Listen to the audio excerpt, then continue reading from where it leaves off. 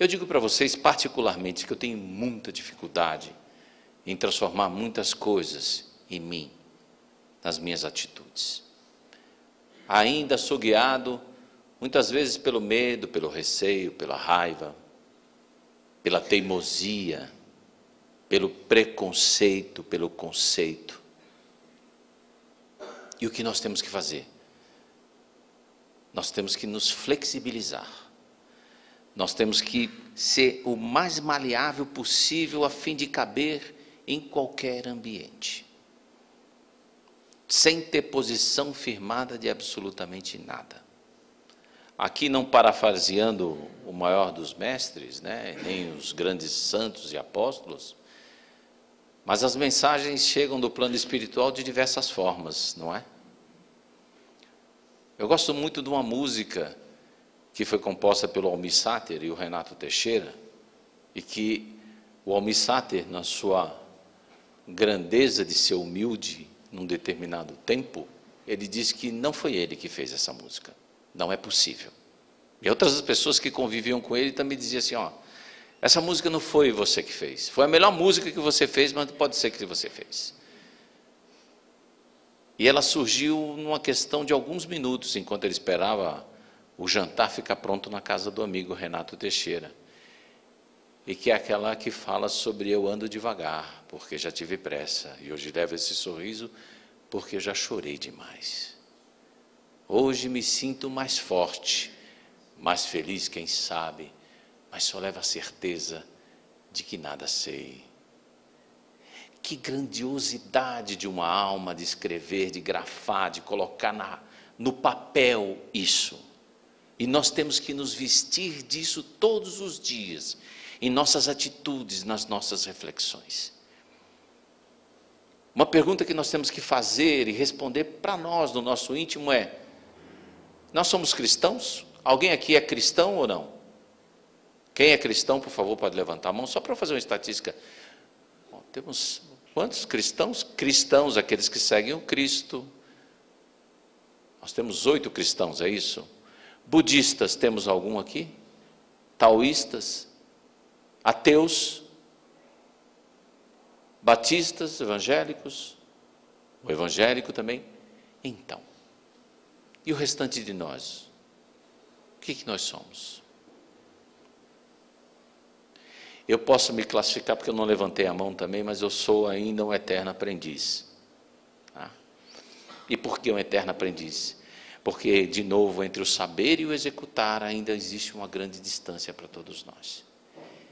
Nós podemos até nesse exato momento aqui dentro do Centro Espírita, depois de termos acompanhado as músicas de uma maneira maravilhosa, o mais harmônico possível, dizer: eu estou espírita, eu estou cristão.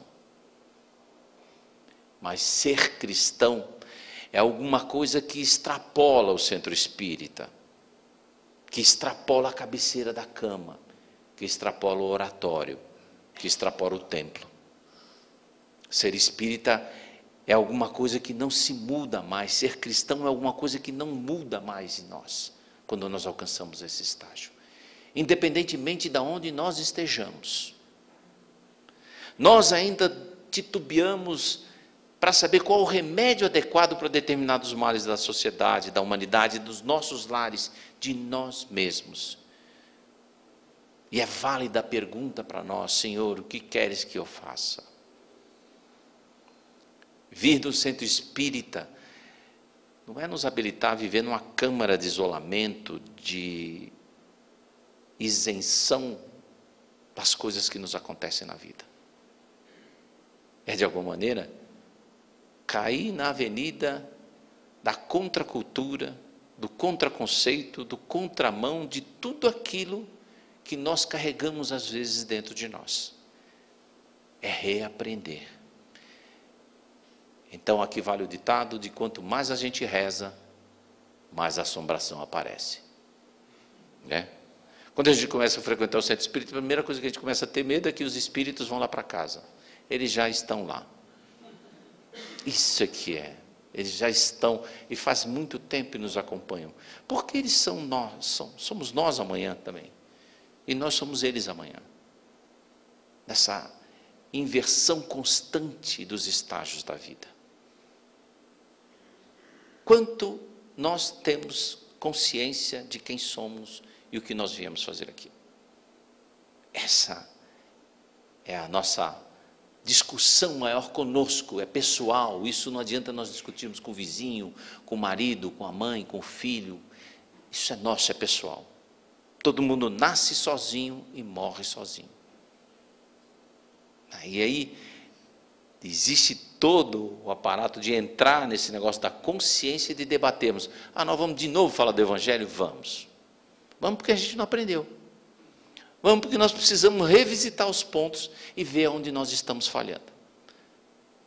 Então, um dos pontos bacanas escolhidos para essa noite é quem é minha mãe e quem são os meus irmãos. E faz parte do Evangelho segundo o Espiritismo, do próprio Evangelho que está dentro do Novo Testamento, da Bíblia, enfim, e dos mais diversos exemplos. E essa passagem é aquela em que Jesus está fazendo uma pregação dentro da casa de um dos apóstolos, dos seguidores que ele tinha, cercado de muita gente. O pessoal não conseguia nem passar, eles não conseguiam nem tomar a refeição direito de tanta gente que tinha na casa. E por que estávamos recorrendo a Jesus? Porque nós queríamos ficar bons, nós queríamos nos curar.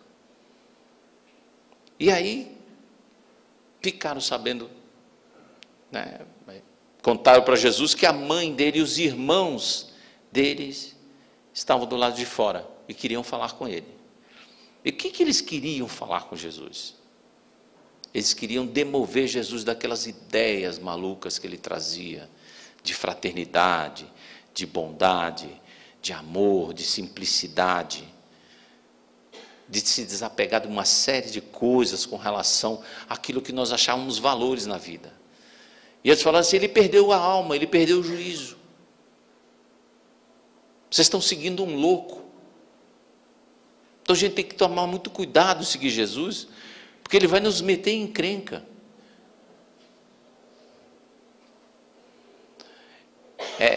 Pode ser paradoxal isso que a gente está falando, né? Mas é uma encrenca boa.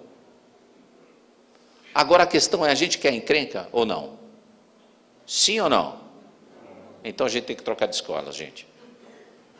Então nós vamos ter que nos alistar em outra legião de aprendizado, porque essa daqui é onde nós vamos enfrentar as maiores encrencas. Sabe com quem?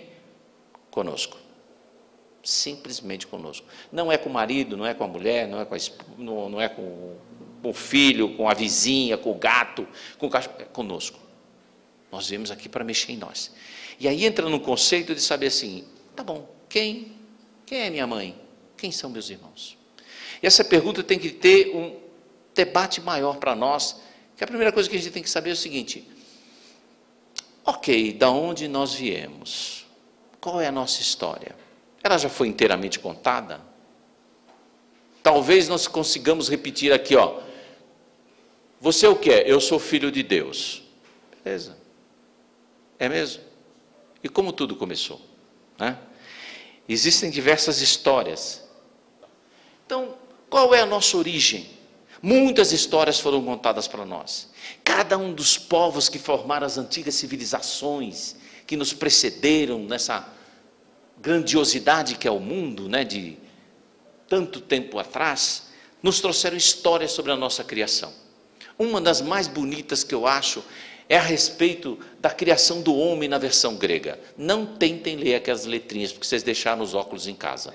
Eu leio isso para vocês, né? Isso é só para eu não me perder. Eu sei que vocês já estão achados. Então, o que conta a história grega? Tudo começa no núcleo daquilo que nós estamos discutindo, a família. Antes de existir a terra, existia o firmamento, existiam os grandes deuses.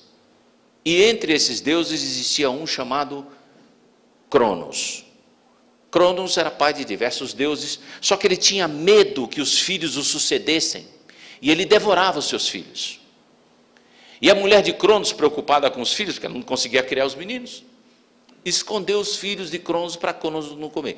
Quem eram esses dois filhos? Os principais: Zeus e Hades. Já viram falar de Zeus? O grego? Esse Zeus era danado. Então, o Zeus mancomunado com seus irmãos, arma um plano e destrona o pai, né? E põe o pai para o exílio para nos dizer que mataram o pai. A história é cruel naquele tempo, né? A sucessão se fazia por isso. Então, a partir dali, ele começou a ter a formação dos outros deuses do panteão grego. Será que foram eles que criaram os homens? Não pela versão grega. Chegaram aqui semideuses grandes, gigantes, que eram chamados os titãs. Não aqueles que tocam a pulso, ainda pulsa, mas os titãs. Prometeu, que roubou o fogo, Epimeteu, eram os grandes titãs. E os titãs começaram a criar a vida na terra. Criaram os bichos, os animais, mas faltava alguma coisa para tomar conta daquilo tudo. E eles vão no barro da terra, pegam um pouco da água do rio, moldam e fazem o homem. O homem. Amanhã é Dia Internacional das Mulheres. Elas não foram criadas hoje. Hoje só os homens. Ok? Aí é que vem a primeira encrenca. Os deuses ficaram maravilhados, porque os titãs, além de criar os homens e mostrar e ensinar os homens como plantar, como cuidar das coisas, como cuidar da vida, como trabalhar, começavam a fazer um próprio reinado. E esses deuses gregos eram cheios de ciúmes, de algumas coisas muito humanas, né? E no meio de tudo isso, eles falaram: vamos dar um presente então para o homem. Outros dizem que na tradução da palavra grega quer dizer: vamos planejar uma vingança para os homens.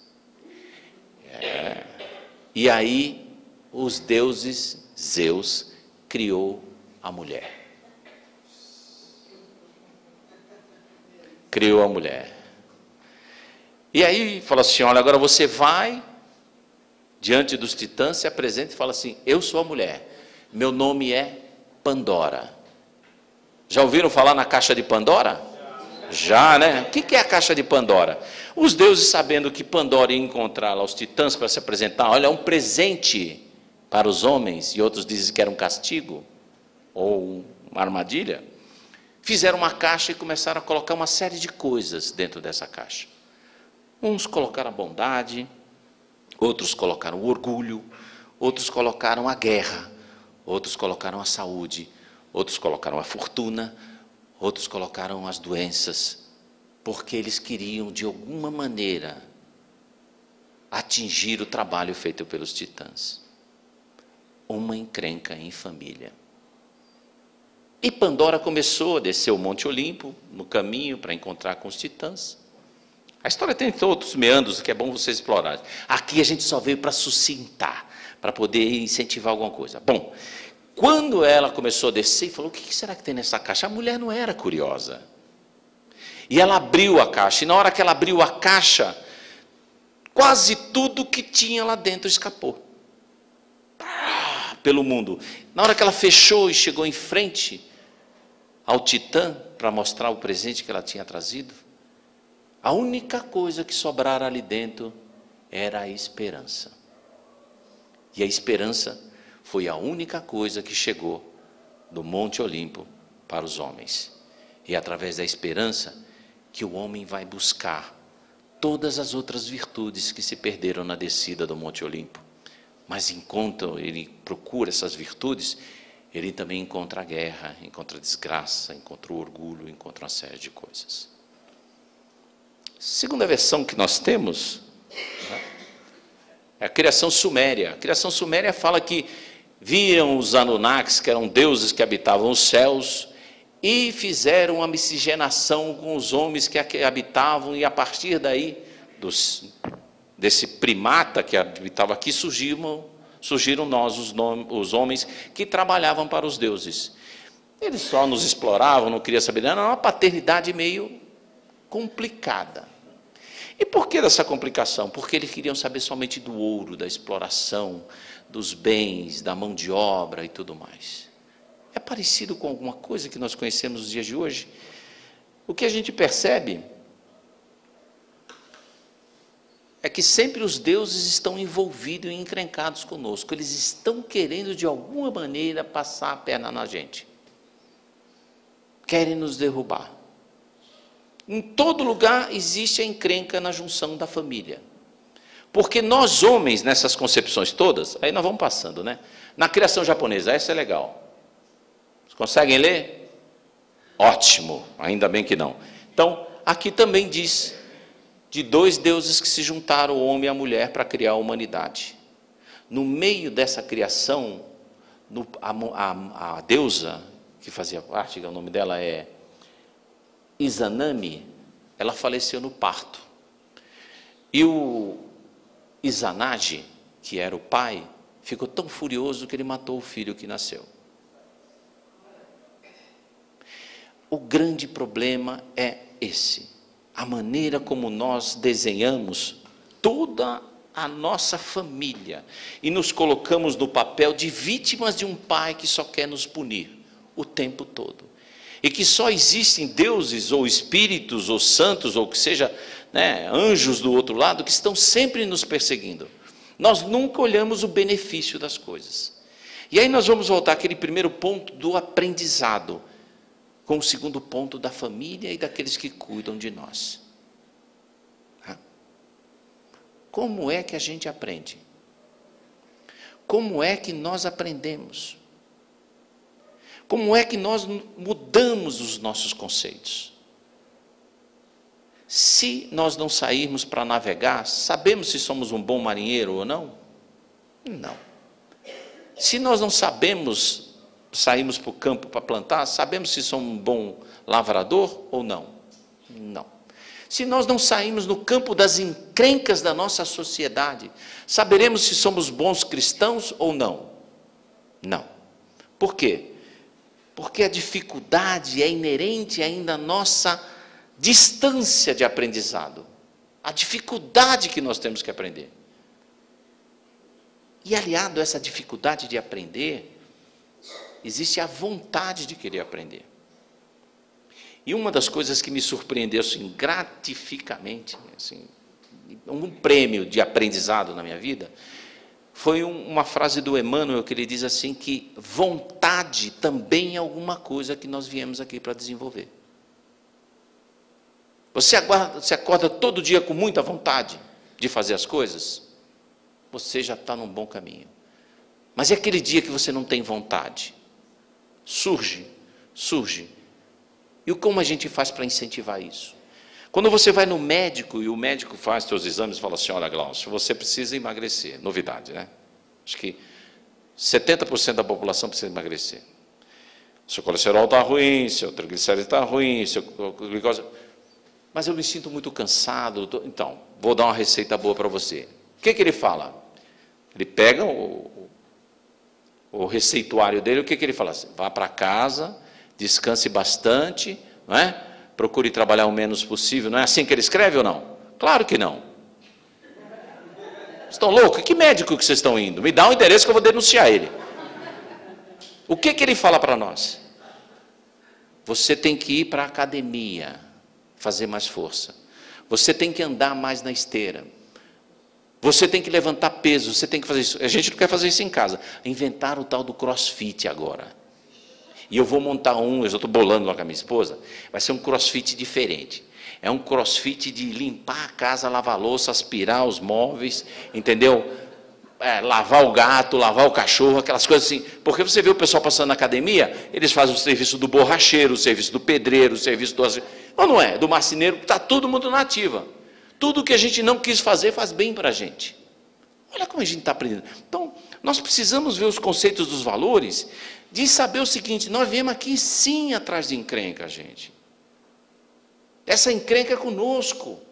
De lutar com esses nossos valores vencidos, de achar de que nós vamos ter um paraíso em que nós vamos cruzar os braços. E a família é o berço principal. É o berço principal onde nós exercitamos esse aprendizado.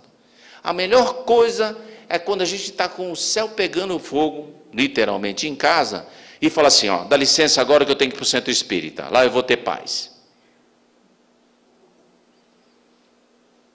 Quem são meus irmãos? Quem é minha mãe?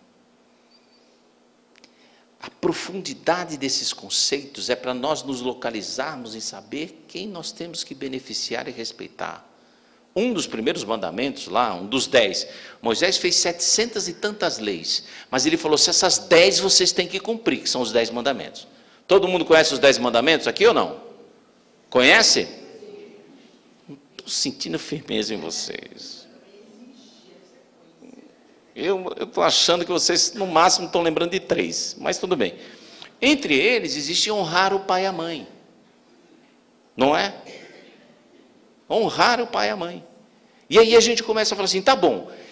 Então você já falou das origens que vieram do barro, que é coincidentemente com aquela gênese judaica, de como é que Deus fez o homem. Pegou o barro da terra e também construiu o homem. Igual da versão grega, não é? É verdade isso ou não? Vou perguntar de novo. Se não responder, vai tomar nota 0 do mesmo jeito. É verdade isso ou não? Está vendo? Mas naquele negócio de ser binário, 0 ou 1, sim ou não? Sim ou não? Sim. Ah, sim. E por que sim? Como surgiu a vida na Terra? A vida na Terra começou através dos seres microscópicos, que foram submetendo as ações telúricas do nosso planeta e recebendo influxos do plano espiritual para desenvolver toda a vida aqui na Terra. Os seres unicelulares foram dando lugares a formas mais complexas de vida. As plantas, os animais primários, os autótrofos, os seres unicelulares, e esses seres foram se transformando até chegar na excelência da criação, aqui, para nós, os homens. Nós viemos do barro da terra, e esse barro da terra, ele está espalhado em todo o universo. Os cientistas têm se debruçado, e essa questão está sendo debatida já há milhares de anos. Da onde veio a vida? Alguns dos grandes filósofos da Grécia falavam que existiam sementes de vida espalhadas pelo cosmos. E isso é verdade. Porque elas ficam flutuando, esperando um mensageiro, pode ser um cometa, um planeta, a agarrar essa essência e no momento certo, através do influxo do plano espiritual, da dimensão onde um dia nós habitaremos, desenvolver a vida. Aquele mesmo pó que fez parte das estrelas, que apagaram há bilhões de anos atrás, hoje habita em nós. O ferro que corre no nosso sangue, que dá a cor avermelhada ao nosso sangue, morou no coração de uma estrela que explodiu há bilhões de anos atrás. O cosmos está em nós, e nós estamos no cosmos. Nós somos filhos do cosmos. E todas essas vidas, todos esses seres encadeados que existem aqui, fazem parte do nosso desenvolvimento. Eles são nossos irmãos, então? Tempo. Sim. Eles são nossos irmãos, então, ou não? Sim? Eu estou achando que aqui o pessoal não passou nem no Enem. Vamos lá. Nós precisamos saber se sim ou não. No muro não serve mais, a gente tem que descer do muro, porque a gente não vai enfrentar nossas encrencas. A resposta é claro que é sim. Porque é a origem, uma parte da origem que nós conhecemos da vida. Os cientistas dos laboratórios pegam, às vezes, lama de determinados lugares e começam a fazer descargas elétricas em cima dessas poções de barro, de lama, e dali começam a surgir seres, vida unicelular. Começa a manifestação da vida. Sim, são nossos irmãos. Como é que nós devemos tratar os nossos irmãos? Como é que nós tratamos os nossos irmãos? Quando a gente começa a fazer essa digressão, essa conversa é de amadurecimento e de dificuldade para nós. Porque nós temos que ter um respeito muito grande, principalmente com os animais que começam a atingir o primeiro estágio do entendimento e da inteligência. Gente, quando eu era criança, eu imagino, meu pai, minha mãe, meus avós, o cachorro dormia no quintal. Chovia, ele tinha que se virar e ficava espremido na porta, às vezes assim, ou na varanda, quando tinha espaço, a gente até quebrava o galho para ele não ficar molhado. Principalmente nós, criança, a gente fazia uma certa disfarce para a mãe não ver, o pai não ver, porque não queria o cachorro dentro de casa, ou coisa assim, para esconder ele, para ele não ficar tomando chuva. Mas hoje em dia, o cachorro dorme na cama com a gente. O melhor lugar do sofá de quem que é? Olha, não fica aí que é o lugar dele. E põe na Globo, que ele gosta de ver novela. O meu cachorro, a minha cachorrinha vai fazer 18 anos. É uma poodle. Acho que é a reencarnação de algum Exu caveira, porque ela morde todo mundo lá. Ela quando era mais novinha, que ela era mais esperta, ela começava a assistir TV e se via um bicho passando na TV, ela saía correndo para pegar o bicho. Eu nem sabia que cachorro assistia TV. Dieta dele é balanceada. Vai no médico mais do que eu. Tem pet shop, toma banho, faz unha, faz tudo, não sei o que lá. E se você calhar, eles começam a fazer determinadas funções dentro de casa porque nós não menosprezamos mais a inteligência deles. É comum uma pessoa falar assim, eu saí, deixei ele sozinho em casa, quando voltei estava tudo bagunçado. Ele fez de birra, ele fez de raiva porque eu deixei ele sozinho, porque eu não levei ele comigo. Quantas não são as histórias de cães que levam, muitas das vezes, o dinheiro e a lista de compra lá no açougue. O açougueiro já sabe quem é, dá a carne, dá o troco, põe na cestinha e ele leva para casa. Outro dia, essas ONGs, né, que ajudam os animais de rua, davam a comida, né, nos potinhos, e tinha uma cadelinha que ela não comia. Ela pegava, eles colocavam num saquinho de supermercado, ela pegava aquele saquinho e saía, andando. Falou, onde que ela vai? Você vai comer escondido? Eles começaram a seguir a cachorrinha, a cadela. Ela levava para outros cachorros com que morava, num lugar mais distante para eles poderem comer também. Será que eles estão começando a passar a perna em nós? Aquele caso do cidadão que se afogou na represa, os cães estavam com ele, e toda vez eles voltavam, mergulhavam na represa para ver onde estava o amigo, iam no lugar onde ele estava, porque eles não tinham desistido dele. Não tinham desistido do amigo, mas quantas vezes nós desistimos dos nossos amigos, dos nossos filhos, dos nossos desafios? Será que eles estão evoluindo mais do que nós? Será que eles são os nossos irmãos mais velhos e nós não estamos percebendo isso? Será que eles estão aprendendo? Chico falava que tinha um cachorro que começava a sessão do centro espírita, era o primeiro a entrar, e ficava lá no canto escutando. Falou, esse cachorro vai para o céu, porque é o mais evangelizado de todos, é o que mais se comporta, né? E o que nós extraímos de tudo isso? O que nós aprendemos com relação a tudo isso?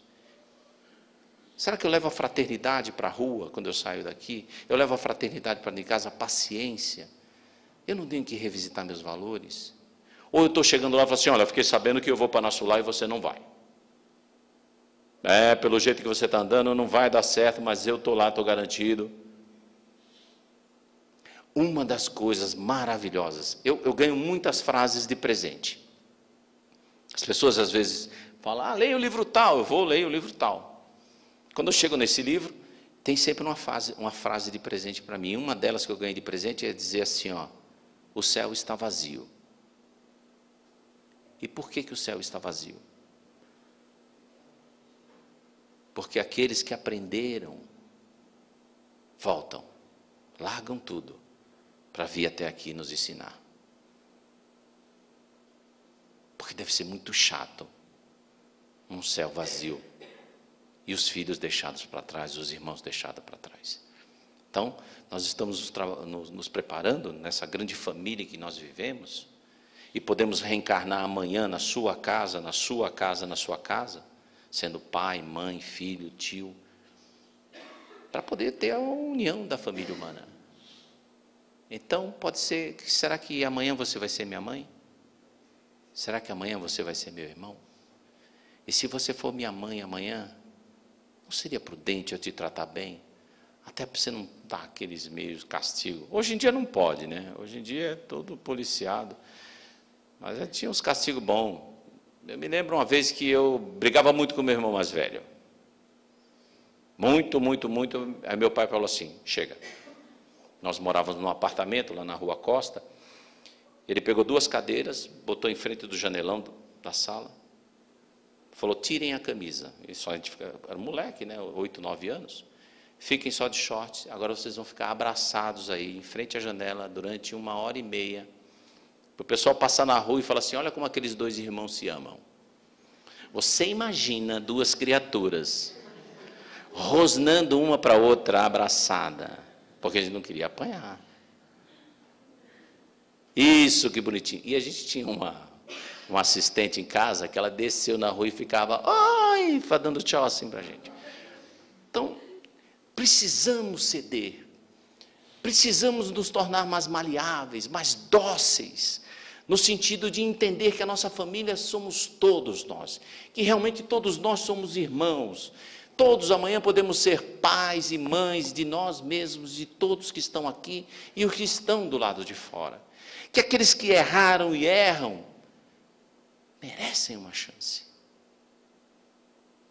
Deus dá o sol, dá a noite, dá o cobertor, dá o frio, para todos, e nós ficamos questionando se esse ou aquele merece ou não receber de nós, que são um pedaço de pão ou uma roupa velha. Nós precisamos nos revisitar, nós precisamos trazer um significado ao movimento espírita, de saber que nós espíritas estamos incomodados com as coisas erradas que existem em nosso derredor, que nós precisamos fazer mais, que nós precisamos ser melhor, que nós precisamos perdoar, que nós precisamos compreender. E como é que a gente faz isso? Nos dedicando, estudando, debatendo, conversando, rezando, mas acima de tudo, trabalhando por um bem maior. Alguma dúvida? Todos são irmãos aqui?